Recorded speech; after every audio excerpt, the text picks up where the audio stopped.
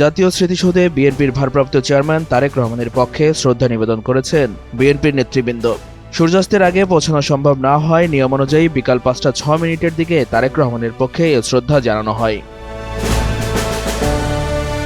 তারেক রহমানের পক্ষে শ্রদ্ধা নিবেদন করেন বিএনপির স্থায়ী কমিটির সদস্য গয়েশ্বর চন্দ্র রায়, ডক্টর আব্দুল মঈন খান, বিএনপির চেয়ারপারসন উপদেষ্টা কাউন্সিল সদস্য আমানুল্লাহ আমান, লুৎফর জামান বাবর, ঢাকা জেলা বিএনপির সভাপতি খন্দকার আবু আশফাক, অ্যাডভোকেট নিপুণ রায় চৌধুরী, ডক্টর দেওয়ান মোহাম্মদ সালাউদ্দিন, তমিজ উদ্দিন, ইয়াসিন ফেরদৌস মুরাদ, আয়ুব খান, মেজর জেনারেল অবসরপ্রাপ্ত ফজলে এলাহি আকবর ও মিডিয়া সেলের সদস্য শায়রুল কবির খান।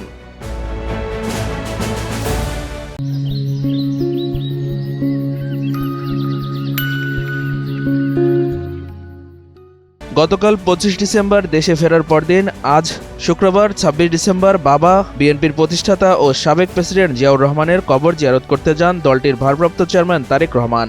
শুক্রবার বিকেল 4টা 40 মিনিটের দিকে রাজধানীর শেরেবাংলা নগরে বাবার কবর জিয়ারত করেন তিনি।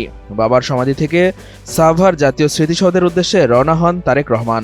এর আগে বেলা 2টা 52 মিনিটের দিকে গুলশানের বাসা থেকে রওনা দেন তিনি। দীর্ঘ 2 দশক পর বাবার কবর জিয়ারতে আসেন তারেক রহমান।